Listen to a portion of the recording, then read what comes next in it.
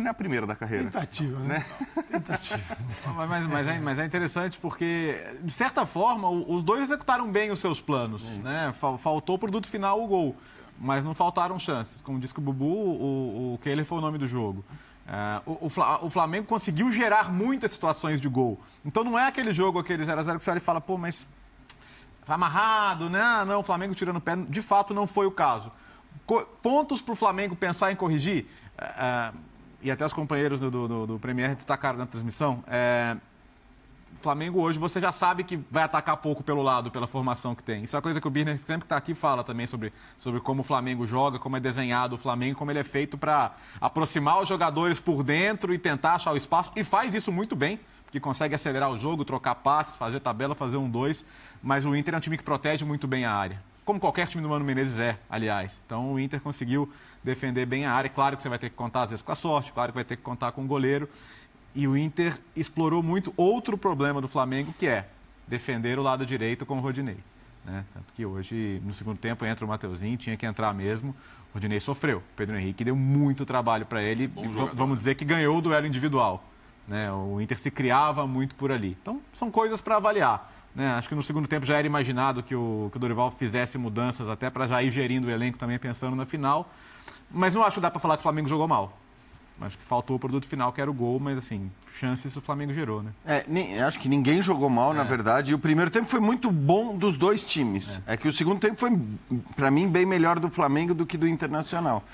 Mas o primeiro tempo foi muito bom dos dois times, dentro do que disse o Léo, o Flamengo criando com triangulações. E é verdade que ele só atacava pelo meio, que não tinha beirada, mas mesmo assim conseguia, com infiltrações, com as metidas de bola ali, criar muitas chances. E o Kehler acabou sendo um dos destaques, então não dá nem para dizer que o fato de jogar apenas pelo meio não permitiu ao Flamengo criar chances. O Flamengo criou muitas chances, né? Com bola metida pelo Arrascaeta, pelo Everton Ribeiro, pelo próprio Gabigol. Agora, é curioso, porque assim, a gente fala de um Flamengo que tem Pedro, né, hoje um nome unânime, indiscutível e provavelmente artilheiro da seleção na Copa do Mundo, artilheiro, não sei, mas enfim, um dos artilheiros, um dos atacantes da seleção na Copa do Mundo, e o Gabigol, por tanto tempo exaltado pela sua qualidade como finalizador.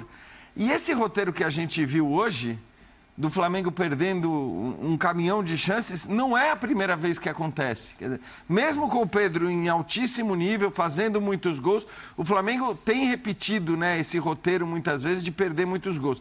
Eu acho que o Inter fez um jogo muito bom, aí, claro, o Pedro Henrique fez uma partidaça no primeiro tempo, e quando ele sai no segundo tempo, o Internacional cai de produção. Acho que ali até o deixar de se preocupar com ele acabou permitindo ao Flamengo também ter mais chegada ali à frente.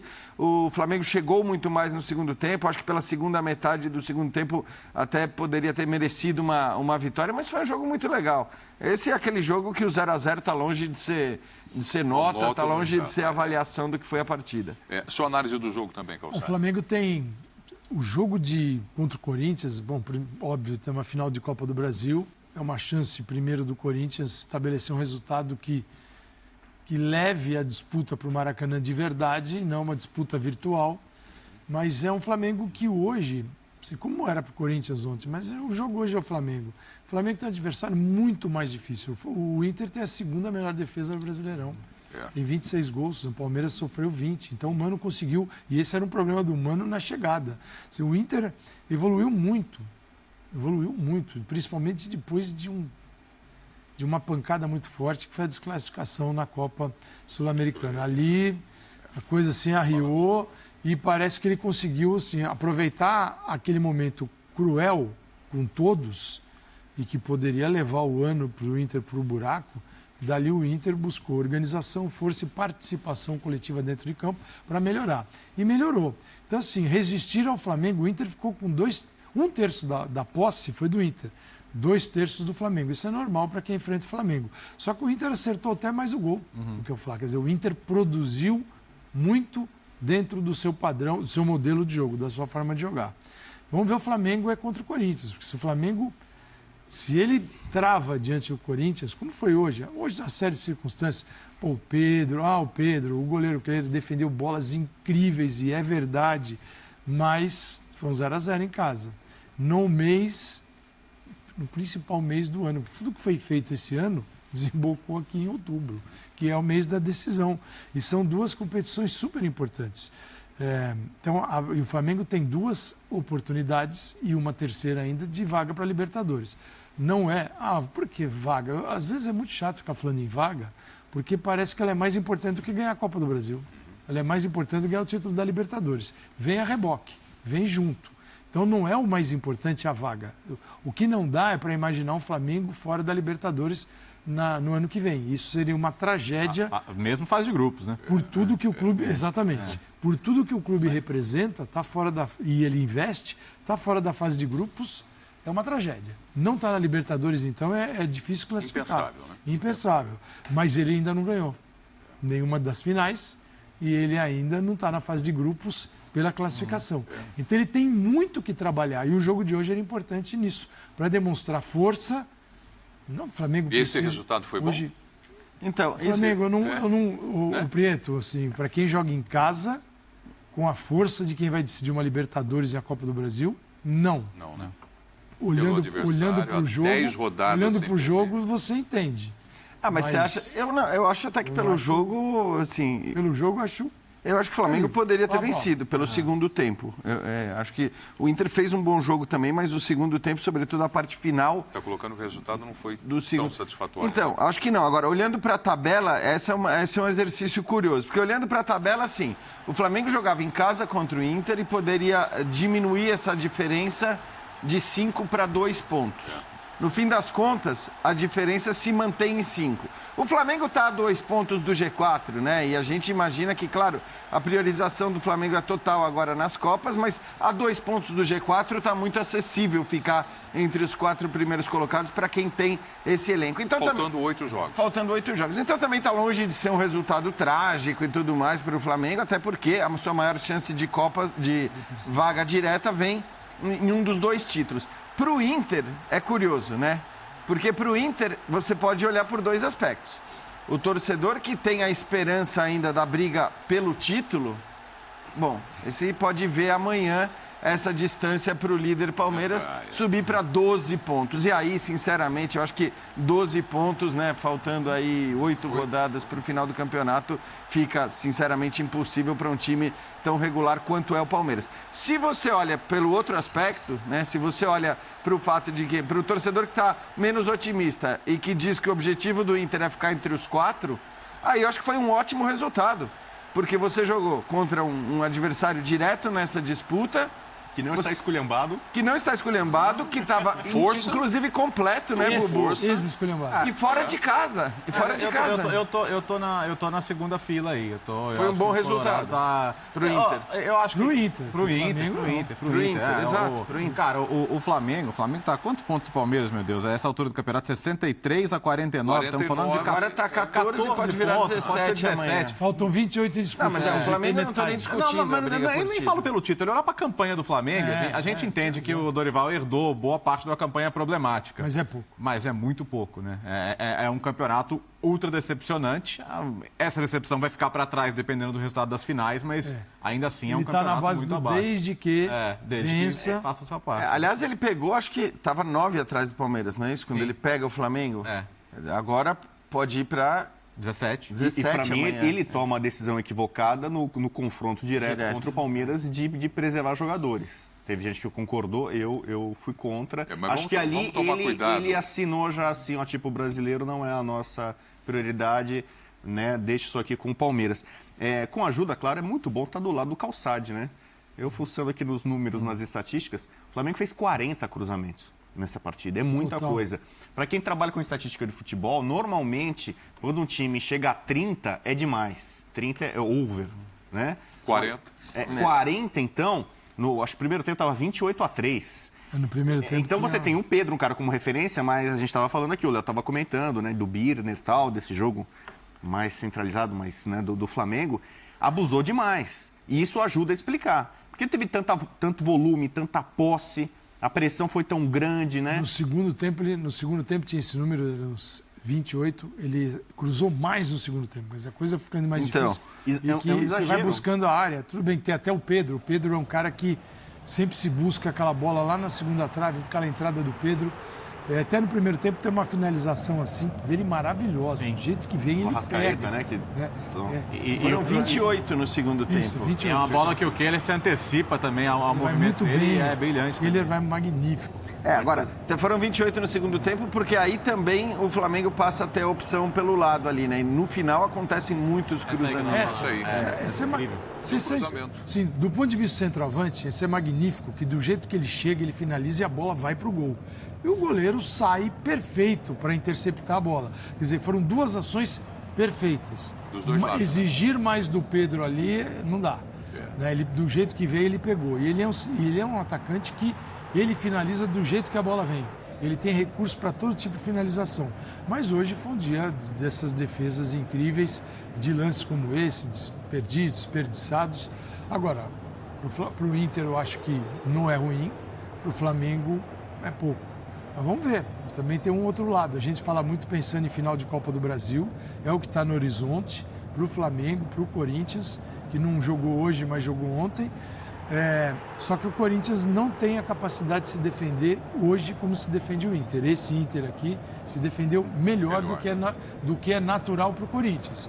Então é muito difícil o Flamengo, com esta produção que a gente viu hoje, sair de campo sem pelo menos marcar um gol. O resultado, entre gols marcados e sofridos, é outra coisa. Agora, sair do jogo sem marcar contra o Corinthians, que não se defende tão bem quanto o Inter, acho difícil. E sobre o se defender do Inter, é bom destacar também como o Mano foi rápido, né, na hora, porque ele via que justamente ele precisava marcar mais pelo meio, o Flamengo não tinha tanto jogo pelas beiradas, logo que o Dorival coloca o Cebolinha em campo, ele muda também a sua defesa, coloca um outro zagueiro, monta uma linha de 5 atrás para tirar os espaços pelos lados do campo. E o Moledo faz um corte fundamental no finalzinho do jogo. Então, assim, interessante também ver, né, o técnico tem que estar ligado, até porque contra o Flamengo, pela qualidade dos jogadores, se você joga 5, 10 minutos, né, vamos dizer, dando algum espaço para algum desses jogadores a mais... Acaba o jogo nesse Acaba o jogo ali, acaba nos 5, 10 minutos. Então, de fato, você tem que reagir muito rapidamente, como fez o Mano Menezes, ainda que, mesmo dessa maneira, no final do jogo, o Inter tenha sofrido mais. O Mano não perdeu no Flamengo, ganhou no Sul e empatou agora. Foi quando chegou o Dorival, né? Foi quando chegou o Dorival. Foi a história do esculhambado. Exatamente. Né? O time está esculhambado, está o seu estado.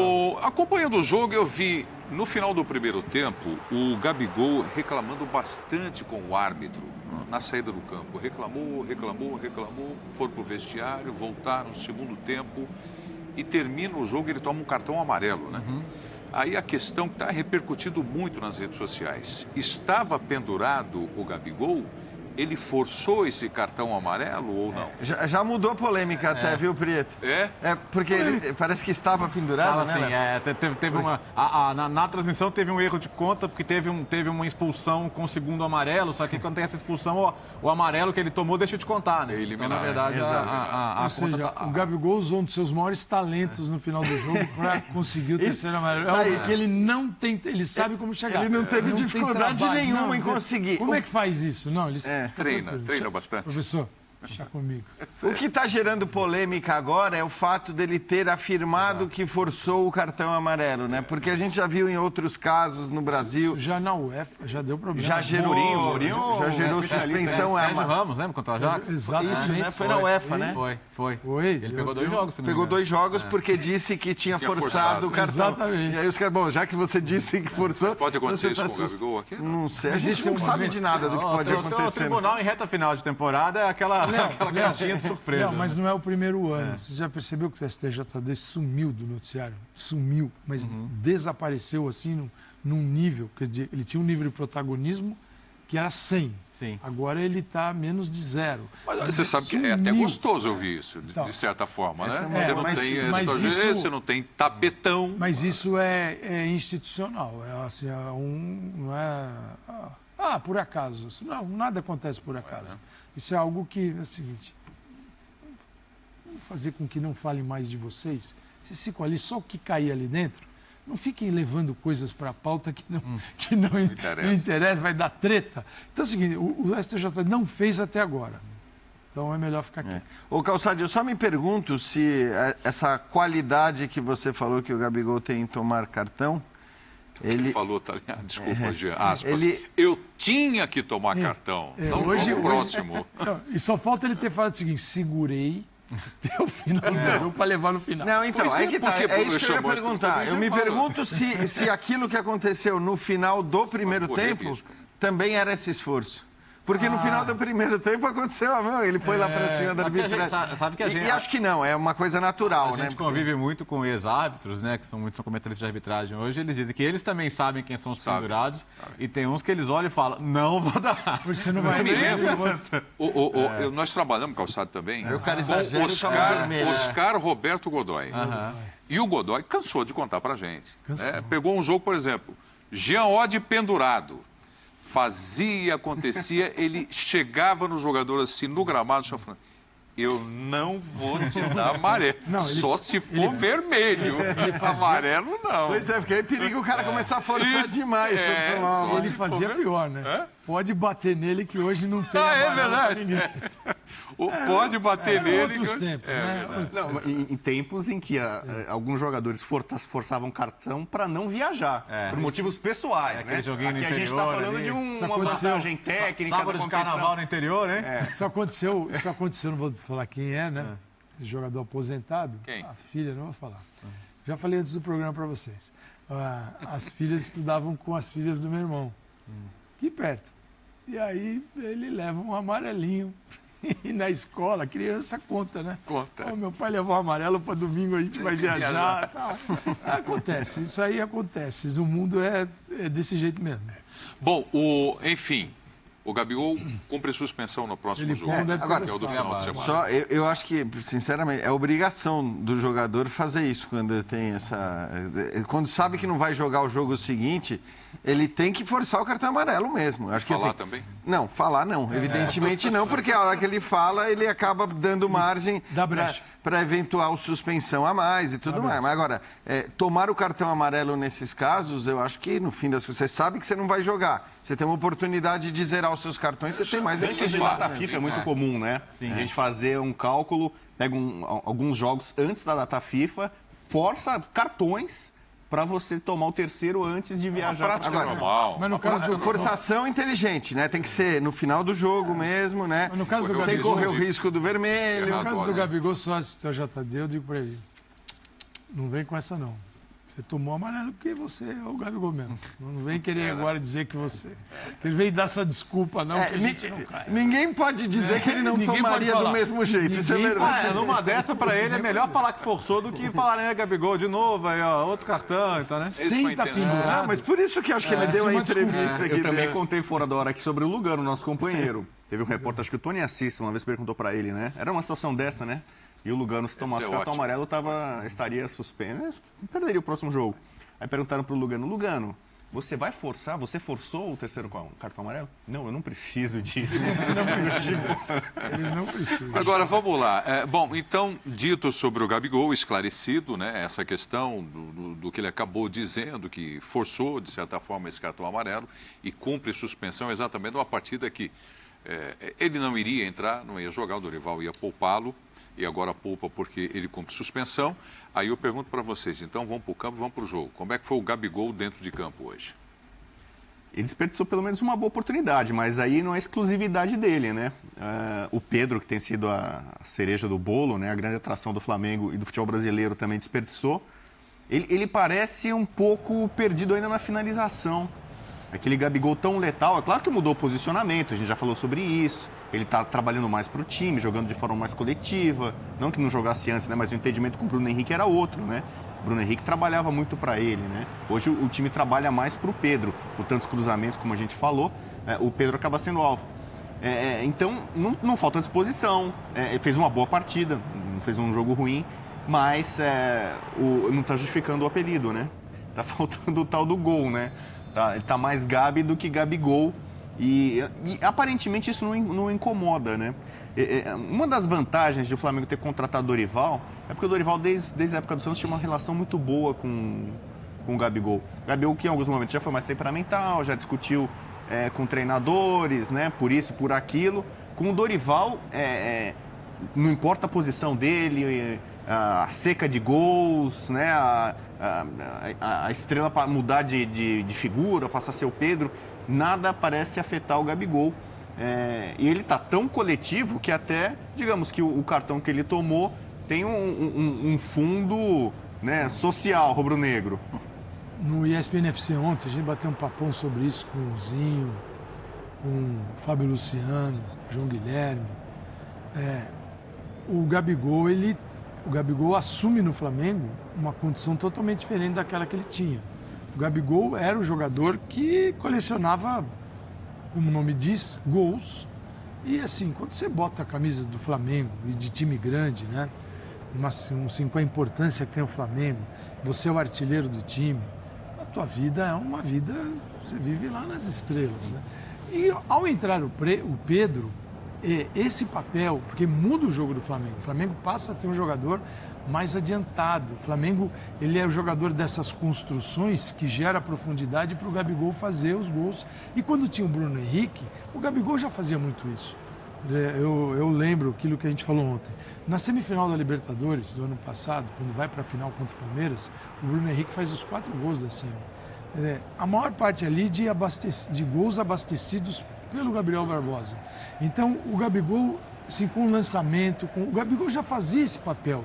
Não era sempre para ele, era com ele também. Só que o Bruno Henrique, embora ele tivesse dentro da área, ele tivesse assim, muita facilidade para jogar ali, o Pedro é o Pedro no interior da área. Então, o Gabigol é obrigado a ter uma função diferente de participação, de entender muito bem os movimentos de Arrascaeta, lado direito, Rodinei, o Everton Ribeiro, que joga naquele lado também quando ele está pelo lado direito.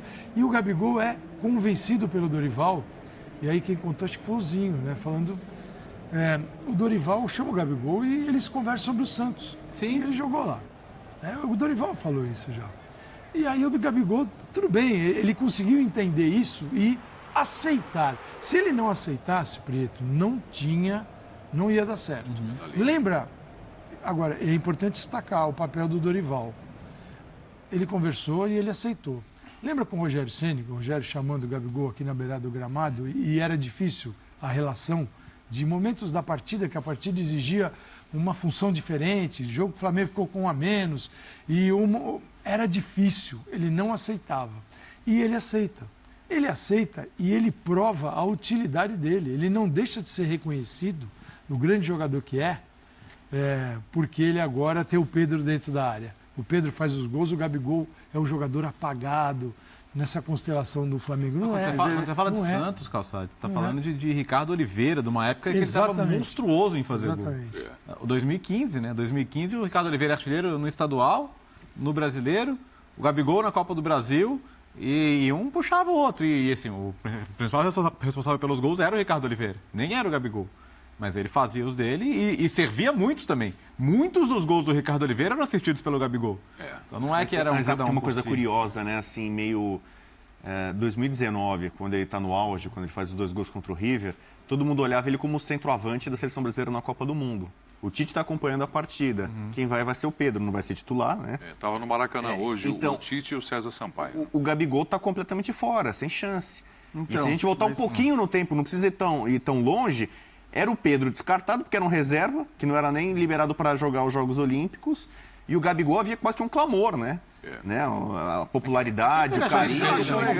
Por isso que acho que, no fim, a postura dele nesse aspecto, né? Ele é um cara que acho que ele não desperta, exceção feita a torcida do Flamengo, não é uma figura que desperte muita simpatia de maneira geral no Brasil, né? Pelas reclamações, por esses chiliques que às vezes ele dá dentro de campo. Mas é importante reconhecer, acho que nesse aspecto, ele foi um cara muito de grupo mesmo, porque justamente por esse motivo que o Bueno está citando, cara, você aceitar, e ainda mais que ele era, e para muita gente ainda é o grande nome do Flamengo, o principal ídolo, o principal símbolo dessa geração vitoriosa, ele podia muito bem, né, fazer uma cara feia, dizer que não ia querer fazer isso, que ele sempre funcionou bem na posição em que ele estava jogando, e não, ele aceitou. Ele é um dos responsáveis pelo Pedro fazer a quantidade de gols que faz também. Quer dizer, o Gabigol participa muito, né, dos gols que o Pedro acaba marcando. É verdade que nas chances que ele tem perdido muito gol. E isso não é de agora, isso não é apenas da parceria com o Pedro.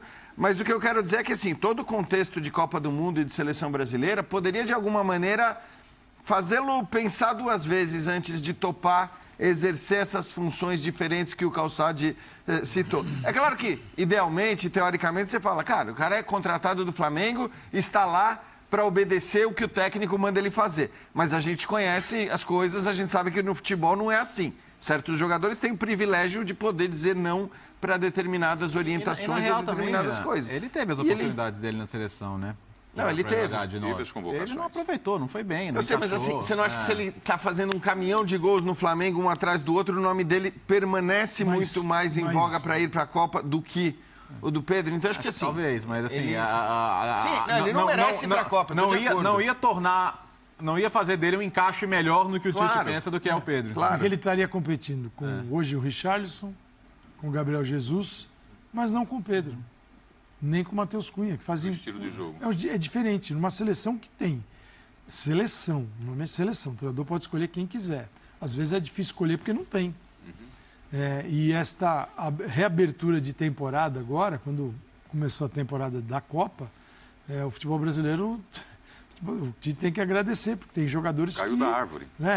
As coisas começaram a acontecer. Começaram a acontecer para o Pedro, o Gabriel Jesus. Só que o Gabigol, quando você tem uma lista de 26 jogadores, você pode escolher bem para esta função, para esta posição e funções diferentes. Posição, centroavante, atacante, pelo centro, tá bom. Função, tenho mais adiantado, tenho que o Firmino que trabalha aqui atrás, que é um 10 que faz de 9, eu tenho o Gabriel Jesus, tenho vários. O Gabigol vai competir com jogadores que são melhores do que ele para a seleção hoje. Esse que é o problema. Talvez no futuro ele possa sempre demonstrou mais carinho, mais prazer pelo jogo do Pedro do que pelo Gabigol. Convocou ainda no começo, né, quando era do Fluminense, antes da lesão. Mas pelas características, né, que são diferentes em relação a esses vários jogadores talentosos que o Brasil tem de beirada, né? E o Gabigol se encaixa talvez muito mais nesse perfil. E o Gabigol, mesmo quando estava no auge explodindo, o Tite tinha uma certa resistência. Como teve em algum momento quando o Hulk era o grande nome. Mas levou, né? Levou.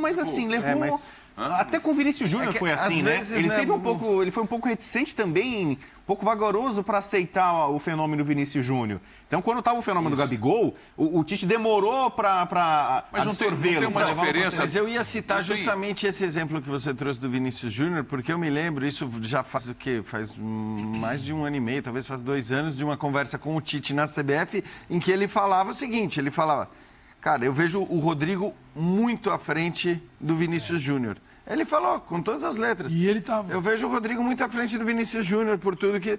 E aí, assim, né, olhando para o outro lado, tem coisas que se impõem. Hoje a gente tem certeza que o Vinícius Júnior estará na Copa do Mundo. O Rodrigo está bem otimista, a gente viu na entrevista que ele deu hoje, falando, né, depois do jogo do Real Madrid, está muito otimista em ir para a Copa. Mas o Rodrigo é uma incógnita. Então, às vezes, por mais que o técnico, né, tenha uma preferência ou veja um cara com mais capacidade do que o outro, o que ele faz no clube acaba fazendo com que a sua convocação quase que se imponha. Certamente, o Gabigol não tem essa condição e acho que é certo que não estará na lista. E o Rodrigo voltou a entrar na órbita da convocação, com o que tem jogado no Real Madrid. Hoje, inclusive. Foi eleito melhor em campo. Tem um fator que esse é até complicado de falar, que é sobre o Neymar. Porque, por mais que hoje não exista mais uma Neymar dependência na seleção, mas o Neymar tem um poder no vestiário muito grande. Então, você ser chapa, ser parceiro, ser amigo do Neymar. Caso do Paquetá, por exemplo, o Paquetá está voando, grande fase, merece seleção e tudo mais. Mas a parceria, né? A mão dada com o Neymar ajuda muito. Mas isso eu não sei se com o Gabigol, por exemplo... No campo nunca existiu. Na seleção.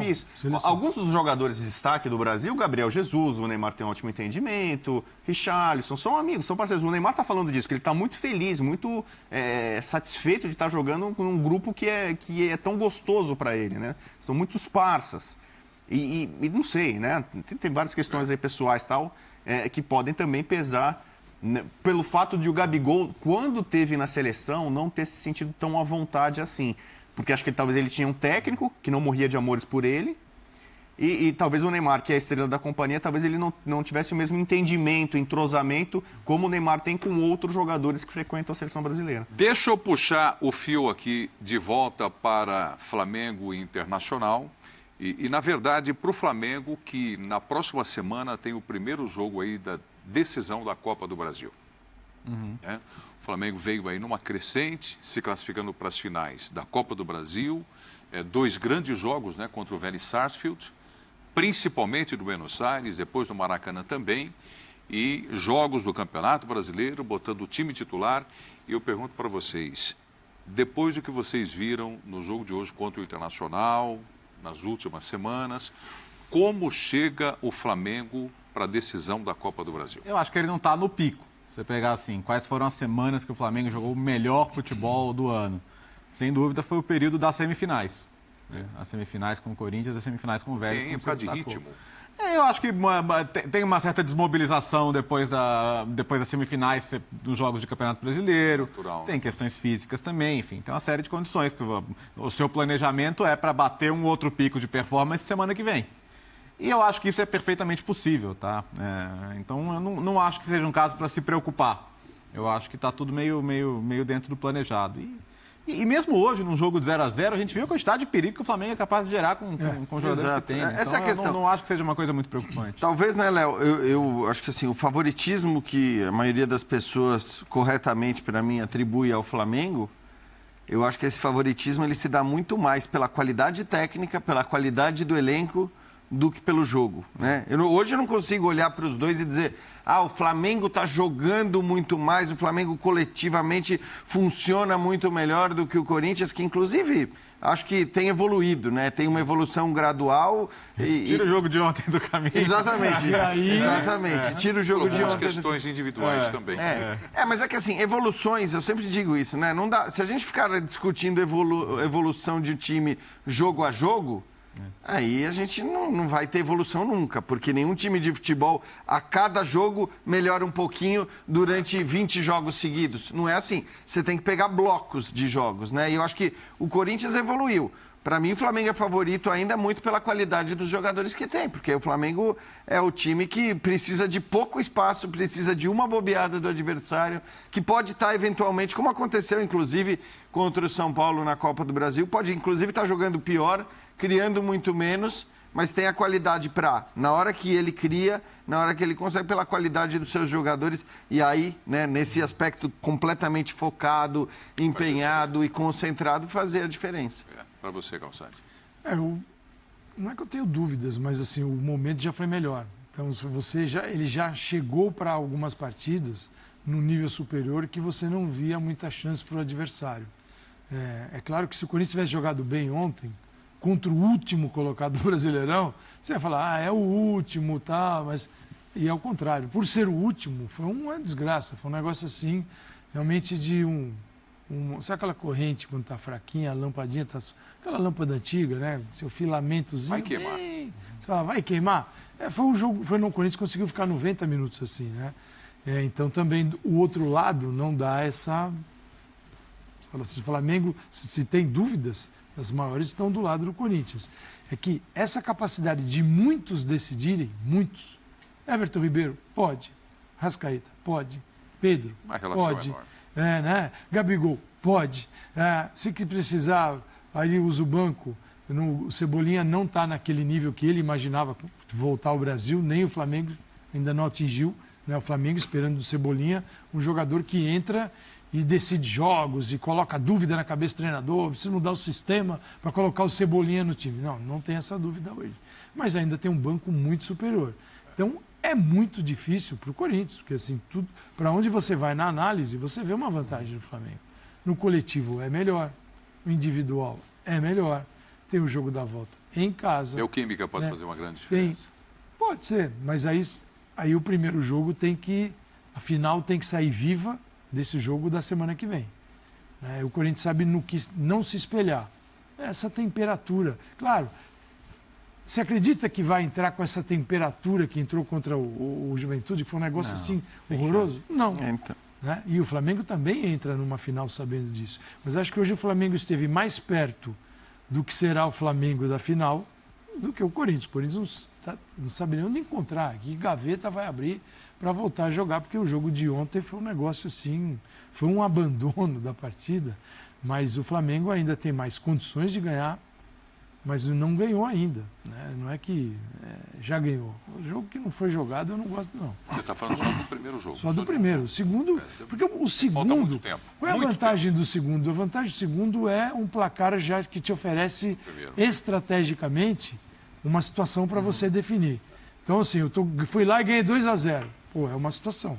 Fui lá e perdi o jogo de ida. Tem que ganhar em casa. Pô, estrategicamente, você movimenta essas peças de um outro jeito. Se for um 0-0,